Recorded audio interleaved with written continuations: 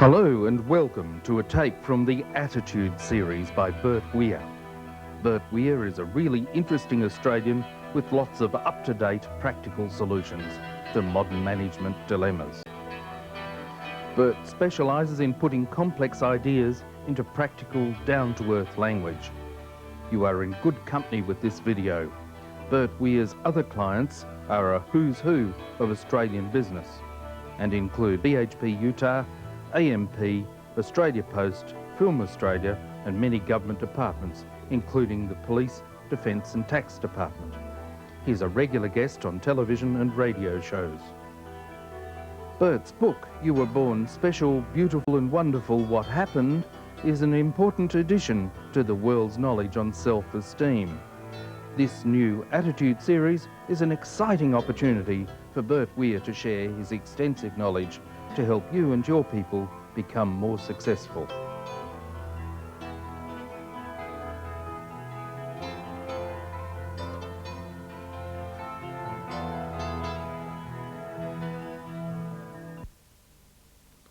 Whenever I talk to people who are undertaking a new project or a new venture or setting up a new business, I usually find they approach it in one of two ways. One group of people work out exactly they want to achieve and set goals to go about doing it. The second group decide that they will go out and do the best they can. The second one is a formula for disaster. Now let me explain what I mean. I shall draw a graph for you.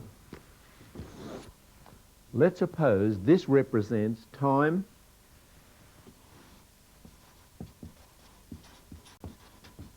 and this represents the amount. And let's suppose this is 6 months.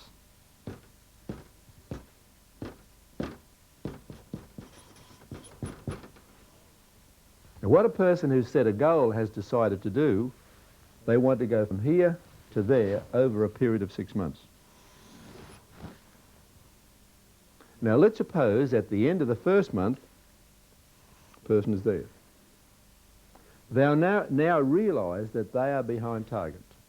They realise they must change their behaviour, they must change their performance, they must change something, or else they're not going to achieve their target. So assume they make the changes that are necessary, they'll go to there. If on the other hand a person doesn't have a target and it doesn't have a goal, since they have no way of knowing their performance is not up to scratch, they will probably keep going in the same way as they did before. The difference in their results probably will not have anything to do with their ability or their talent or their knowledge. It's probably directly related to the fact that this person at this point has the message that they must change their behaviour and their performance. But since these people don't know they're not doing the best they can, it seems to them they're doing their best. And unfortunately, because they're not going into the things they could be doing, their performance is much less. See, when you think about it, in the past, when you were facing a challenge, you may not have realised it, and you may not even have used these words, but when people undertake a challenge, they usually put it in one of two ways.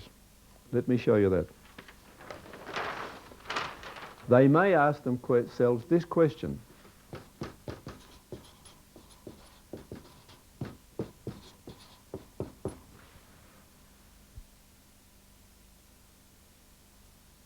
Question one is, how can I do it?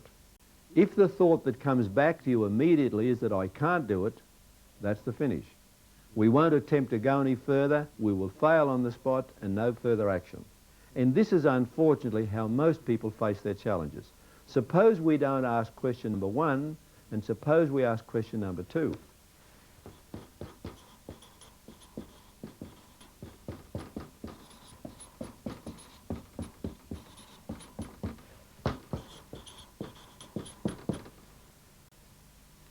How can it best be done?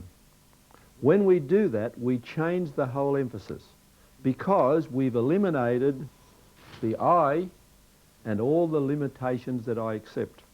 It also brings in other possibilities we haven't taken into account before. When you work on the basis of how can it best be done, we start off with the assumption it can be done. And once you've decided it can be done, The next thing is say, well, since it can be done, now how do I solve it? In other words, you put your mental energy into solving something that you know can be done. Secondly, the fact that we word it that way means we can get help from other people. We may get advice, we may get information, we may get support, we may have a partnership or a joint venture, we may pay somebody to do part or all of it. But the important thing is as soon as you bring in other people, it automatically increases your likelihood of getting result. And thirdly, it includes the word best. When people work to high standards, they tend to be more successful. My experience is that most people ask question number one, and as a result, they don't even set out to achieve the things they could achieve if they made the effort. So I would suggest for everybody, they ask question number two. How can it best be done? Recognize the fact that if you start looking, there's always a way to find it. Okay. So what do we do when we face challenges? Apart from asking ourselves questions, look back to the past of the way we've acted when we've failed in the past. What we tend to do when we attempt something and we're not successful, we tend to say, I can't do that. Now that's not true, but if you believe it to be true, we act as though it was true. See, what has happened in the past, we've used method A. But what about method B or C or D? There is always other ways of doing things. Many years ago, I was required to sit for an examination that required to memorize masses of unrelated facts. Now, I don't know about you, but I was never any good at that sort of thing. But I thought there's got to be a way to do it. So I kept asking so many people, how do you memorize masses of unrelated facts? And most people couldn't tell me. Till one person said, it's easy. He said, you drive a lot, don't you? I said, yes. He said, all you do is you put it on cassette tape and play it over and over again while you're driving. And when you get tired of it, give it a break and do it again. He taught me all sorts of other things like mnemonics and memory pegs. And as a result of using these techniques, I got the highest mark in the state. Now, that's not evidence of the fact that I'm clever or that I've got a good memory. It's just that I found method B. And if that hadn't worked, I'd have used method C or D until I found the way to do it. So what I'm suggesting to you is that you recognize the fact that you failed in something in the past doesn't mean you are likely or will continue to fail in the future as long as you keep looking for new methods. I also give regular lectures to a group of people who've just come out of high school and they're training for a new career. And then I say to them, when you were at high school, if you had difficulty with a particular subject, did you put more energy in it and more time in it, or did you put less? Almost all of them say they put in less. What they've really said, I've decided to give up. It's all too hard. And unfortunately, that's a formula for failure and disaster. It has nothing to do with their ability. It has nothing to do with their talent. All it is concerned with the way we look at our future and the way we handle the problems and handle the challenges. So, if you want to be successful and get the results you want, first of all, decide what you do want. Don't spend your time worrying about what you don't want. Get a very clear idea in your mind what you are trying to achieve. If you are setting up a new business, decide what you want to do with your business. If you undertake a challenge of any kind or anything you want to do, be very clear in your mind exactly what you want. Write it down. Put the statement of this goal somewhere where you'll see it as you come and go every day. Collect physical pictures to remind yourself of your goal. For example, if your goal is to go on a holiday, get a picture of the things you want to see. If you want to earn a certain amount of money, draw up a savings book to show the amount of money that you're going to save. A good friend of mine, when I went into his office recently, I saw on the wall a fairly big picture of a machine. And I said, that's a pretty impressive machine. Why have you got the picture on the board there? Well, he said, I work it out this way. Whenever I want to have a particular machine, however expensive it is, he said, I put a picture up on the wall. And every day when I come to my office, I see this picture. And that reminds me that one day I will own that machine. I am certain I will own it because I see it every day and I keep telling myself that one day I'll own it. And then he showed me all the others that he had achieved over a period of time. And you could see the progression. They went from A to B to C to D, each challenge getting bigger and bigger, and each result getting bigger and bigger. And as he started to learn to think bigger, his achievements, his results were better. So create a very clear idea of what you want, put your pictures and statements up so you'll see it as you come and go every day. The next thing is to create a plan you can believe in. And it should be something you really believe in. Because if you really believe in it, you'll persevere when the going gets tough. Because every project we undertake, if it's really worthwhile achieving, there are times when it's tough. There are times when things will go wrong. There are times you have to make the extra effort.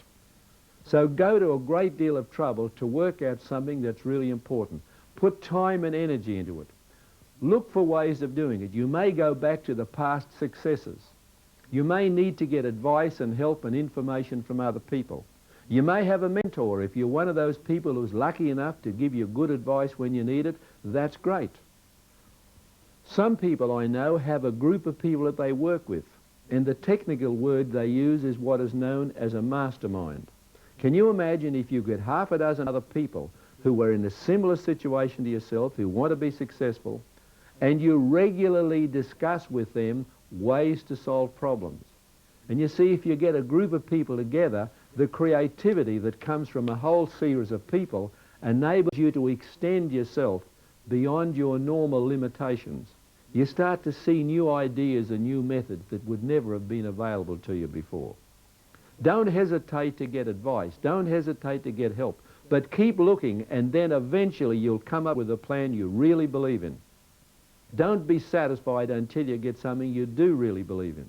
And once you've got that, you are now building a solid foundation to work on from there. As I said, write it down. Put it somewhere where you'll see as you can come and go every day. Not just the statement of your goal, but what your plan is. So that you can remind yourself, if you get off track, what's necessary to make it work. Make a commitment to yourself. It's not much good just saying, well, I'm determined to do this. Genuinely make a commitment, and if necessary, do the extra work. I happen to be involved with a particular sporting team, and I was asked to give the sporting team a lecture on goals. And I suggested every one of these young people in the organisation should set a goal to represent Australia someday. 2 young men came to me and said, we're not good enough to represent Australia. And I said, of course you're not. You're not even in the A-grade team yet. But if you really set your goal to play for Australia, then if you're really serious about it, one of the things you must do is go to the coach and say, Coach, I want to get better. What extra training do I need to get better and good enough to go further in the sport? One of them represented his state and is no longer doing it because of injuries. The other one is one of the top people in his sport right now and one of the most successful sportsperson I know. He was born with some talent, but one of the things that went with him, he had enormous determination and a great commitment. And he said to himself, if I want to get there, I've got to do the work. Now, another factor that's inevitable, there'll be problems. Now, it's important to recognize when these problems come, put your energy into the solutions. It's no good going over and over again, this has gone wrong, ain't it awful, poor me, all these problems are arisen, aren't I unlucky?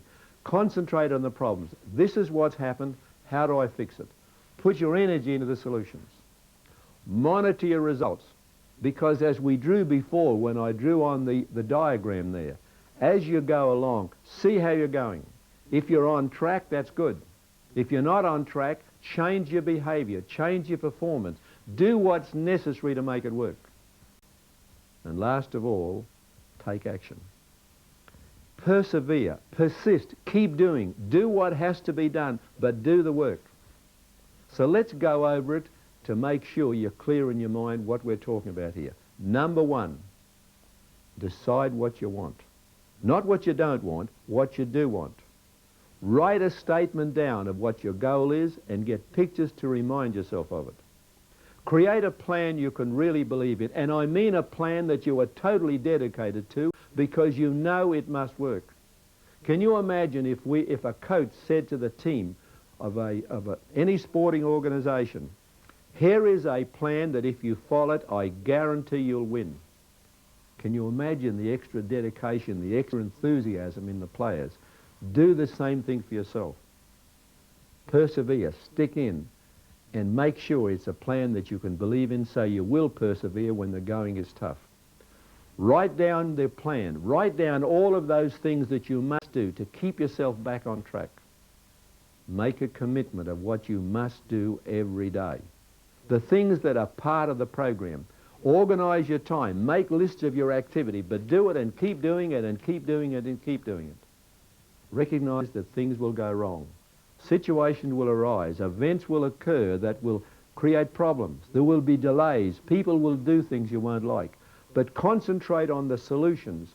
Don't spend your time rethinking about the problems. Check yourself. Monitor your results.